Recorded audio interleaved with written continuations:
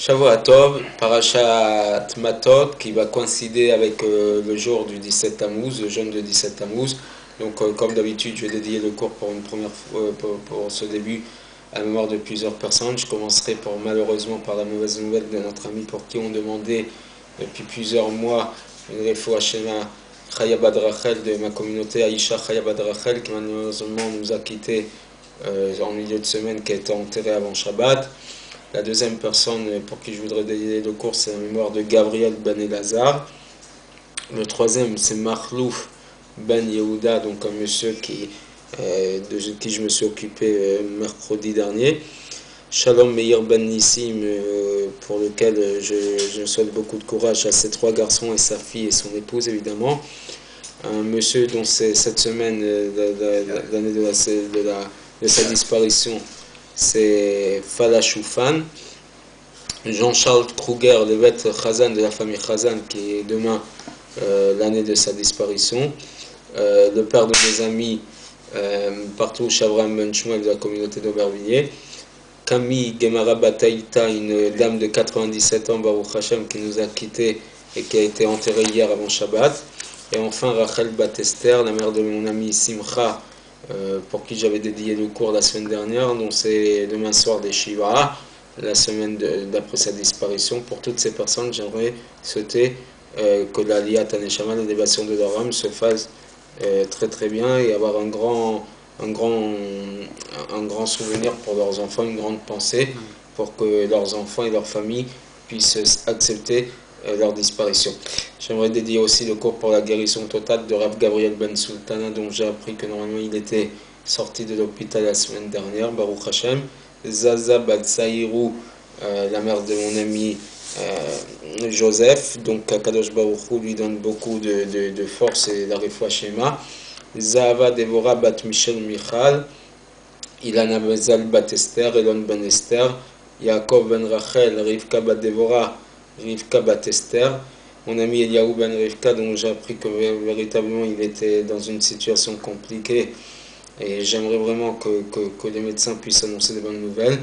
Rina Bat Rava, Asnat Bat Baya, Patricia Bat Myriam, sans oublier le jeune homme Jonathan Chimshon Ben Bako, dont je n'ai pas de nouvelles, le bébé Odaya Chaya Bat Viki Rivka Shila, le père de Jennifer Antoine Ben Emile, Chaim Ben Rivka, Mahlouf Ben Chaya, Mike Meyer Chaim Ben Simcha, Tuna Bat Esther, Esther Bat Rachel, Shalom Ben Avraham, Chamouz Ben Rachel, Eliaou Ben Shlomo, Rivka Bat Esther, Ilan Eliaou Ben Ibat Chana, et Abraham Ben Louise et Yosef Ben Abraham, et Acharon Chaviv. Je terminerai par souhaiter une grande refoua shema à mon père David Ben Rachel, Yehuda Ben Rachel, et ma tante Bila Bracha Bad Rachel. Donc, comme je l'ai dit, nous commençons l'avant-dernière section, l'avant-dernière paracha du 4e livre de la Torah, où Vaïdaber Moshe Rashi Matot. Moshe a parlé aux têtes des tribus et pour évoquer le problème des vœux. Celui qui fait un vœu, d'accord, une femme par exemple qui ferait un vœu, selon sa situation personnelle, la responsabilité du vœu sera sur son père ou son époux. Si elle est mariée, donc c'est son époux qui prend la responsabilité de son vœu et c'est son époux qui doit lui délier de son vœu. Si elle est célibataire, ça incombe à ses parents. Mais j'aimerais m'arrêter sur le principe du mot matot. Matot veut dire un tribut, mais veut dire aussi un bâton. On a deux synonymes pour parler de tribu et en même temps de bâton. Shevet, on appelle ça une tribu, et matot, c'est aussi une tribu. Mais comme un fait exprès, ces deux mots de shevet et matot évoquent aussi des bâtons. La différence entre un shevet et un maté, c'est que le shevet, c'est un arbre tendre qui est encore lié à l'arbre, donc c'est une branche qui est encore reliée à son arbre, alors que le mot maté veut dire un bâton qui est fort, solide, qui est constitué d'un arbre, d'une branche qui est déjà coupée. Donc comme si on veut évoquer le fait que tant que le bâton la branche est attachée à l'arbre, elle est faible, alors que lorsqu'elle est détachée de l'arbre, elle devient solide. Il faut comprendre ces deux situations. Ces noms représentent deux situations dans le peuple d'Israël. L'arbre duquel les Neshamot Israël ont été détachés, ça veut dire qu'elles sont détachées de leur source divine. D'accord? Lorsque le lien entre les Neshamot et Akadosh Baruch Hu est visible et révélé, on l'appelle Shevet. On les appelle des tribus tendres, puisque leur lien est fort avec Akadosh Baruch Hu. Mais lorsque le lien devient caché, devient moins révélé, et que d'un aspect superficiel, il est invisible, on appelle les Béné Israël du terme de matot, des bâtons qui se sont rendus autonomes quelque part. De manière générale, la première situation, celle de Shevet, correspond à la Neshama telle qu'elle se trouve avant d'être descendue dans ce monde, avant de s'être habillée dans ce corps matériel.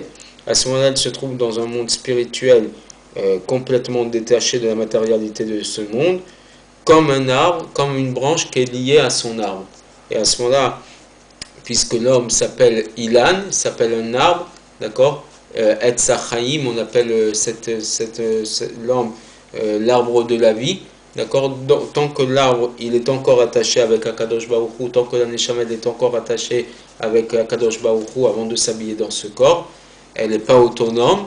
C'est comme un petit bébé qui est complètement attaché à ses parents, au cordon ombilical, et donc elle n'a pas de possibilité de se retrouver confrontée à ce monde.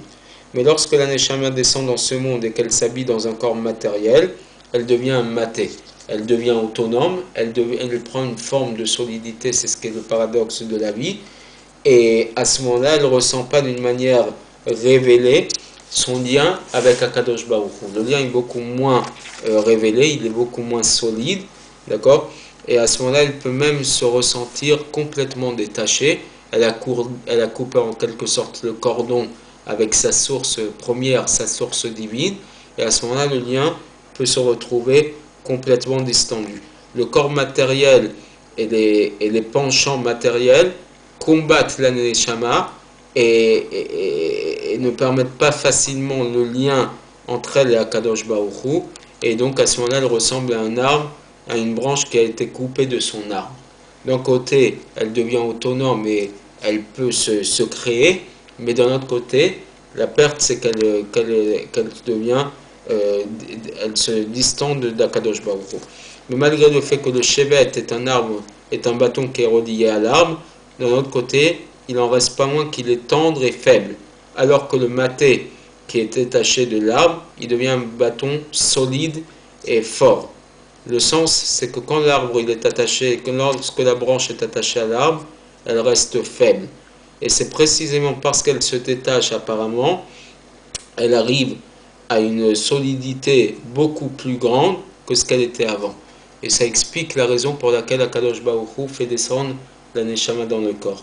D'un côté, elle le met en danger, il la met en danger, mais de l'autre côté, parce qu'elle fait un travail sur elle, elle fait un travail avec son penchant et elle se confronte avec ce monde matériel, ça lui permet de devenir beaucoup plus forte. Et finalement, ça explique donc le fait qu'on descende sur terre pour que finalement, lorsqu'on va le remonter plus tard, à 120 ans, Bezrat Hashem, dans le monde de vérité, on aura travaillé ce diamant qui est la Neshama, et finalement un diamant qui a été travaillé, qui a été façonné par l'homme, il est beaucoup plus grand que le diamant à l'état brut. Il a été travaillé. C'est finalement le sens de la descente de la Neshama dans ce monde. C'est précisément parce qu'elle s'éloigne apparemment de sa source divine que la Neshama dévoile des forces beaucoup plus fortes qui étaient cachées à l'intérieur d'elle, et elle arrive à des niveaux beaucoup plus hauts. Les difficultés de ce monde et les tentations du Yetzirah réveillent finalement le maté, donc la solidité de la Neshama, la force de rester attaché à Kadosh Baruch Hu malgré toutes les difficultés. Et à ce moment-là, la Neshama arrive à un lien beaucoup plus profond avec Akadosh Baruch Hu. Cette différence entre le Shevet et Maté existe même ici en bas. Tant que le Beth Amikdash existait et que la divinité était clairement visible, il était dans une situation de Shevet, d'arbre attaché à sa source. Mais après la descente, soumise à un dur exil dans lequel réside une obscurité redoublée. Il ressemble à un maté, à un bâton qui s'est détaché de sa source. Dans cette période-là, il doit retirer des forces profondes de fermeté pour s'opposer aux épreuves de la galoute. Une allusion à ça, on peut voir dans le fait que la paracha de Matot, elle est lue dans cette période qui va commencer à partir du 17 Tammuz, donc mardi. Et je précise qu'à Paris, en région parisienne, le jeûne commencera dans la nuit de mardi, de la nuit de lundi à mardi à 3h38 et qui se terminera à 22h39. Donc vous avez les horaires du début et de fin du jeûne du 17 Tammuz. Et cette paracha est lue toujours dans cette période-là. Et de cette manière vient l'expression de la véritable essence de la galoute, de l'exil et de la destruction du temple. C'est de dévoiler le maté qu'il y a dans la Neshama, donc l'autonomie de l'âme, et arriver dans le dévoilement le plus parfait de la gloire divine qui va se produire lorsque Mashiach viendra. On a compris finalement, je ne sais pas si ça a été très clair, mais on a compris finalement que lorsque l'homme coupe son cordon ombilical, c'est symbolique dans le corps, dans l'aspect du corps d'un bébé qui vient de naître, c'est couper un cordon. Lorsque la Neshama se détache de sa source divine, elle est en train de couper cette branche de l'arbre, de la vie éternelle, mais finalement c'est en coupant, il faut couper ce cordon-là pour pouvoir rendre plus tard une Neshama beaucoup plus haute. Parce que tant qu'on est rattaché à la source, on ne peut malheureusement pas faire son propre travail, on ne peut pas faire son parcours, on ne peut pas participer à sa construction personnelle. Et c'est justement en se détachant que paradoxalement, on est en mesure de rendre quelque chose de beaucoup plus fort que ce qu'on a reçu en cadeau. Akadosh Baruch Hu nous a fait un grand cadeau qui est de nous donner une Neshama et un corps. Et paradoxalement, alors que le corps actuellement, et chacun est en mesure de le voir dans son parcours personnel, que le corps le perturbe dans son ascension spirituelle, ce corps-là n'est pas qu'un obstacle pour la Neshama. Au contraire, il permet à la Neshama de se travailler et il lui permet, plus il va combattre son Yetzer Hara, son mauvais penchant, et plus il pourra acquérir la fierté de se dire que malgré les difficultés de cette vie, malgré les difficultés de ce monde, il a su combattre, et finalement, non seulement le corps n'est plus un obstacle pour la Neshama, mais bien au contraire, chez les tzadikim, on dit que le corps devient une aide pour la Neshama, que le Yetzer Hara, le mauvais penchant, devient un allié du Yetzer Hara Tov, de son bon penchant, et finalement, lorsqu'il rend sa Neshama Kadosh Baruch Hu, elle est beaucoup plus forte.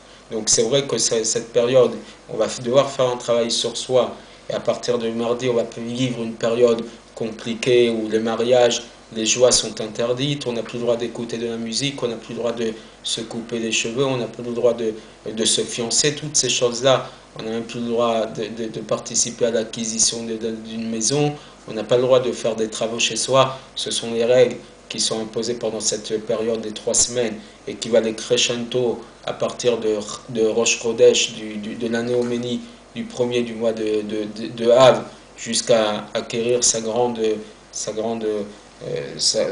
perfection dans la tristesse le jour de Tisha B'Av, qui sera dans 3 semaines plus tard. Mais c'est justement parce qu'il y a toutes ces difficultés-là et qu'on a su s'opposer à ces difficultés-là que plus tard on peut acquérir la plus grande des joies, celle de la Géoula. Et c'est pour ça que lorsque ce matin à la synagogue, dans toutes les synagogues, nous avons annoncé le jeûne du 17 Tammuz, on a annoncé qu'il serait mardi, on a aussi bien dans ce moment-là annoncé que plus tard, selon la prophétie, ce jour se transformera en jour de joie, comme tous les jeûnes liés à la destruction du temple, qui seront des jours de transformation, de joie, et donc espérons que ça se fasse très rapidement et qu'on puisse suivre la venue de Mashiach avant même, j'espère, de commencer le jeûne du 17 Tammuz. Shavua Tov et à bientôt pour l'histoire de la semaine.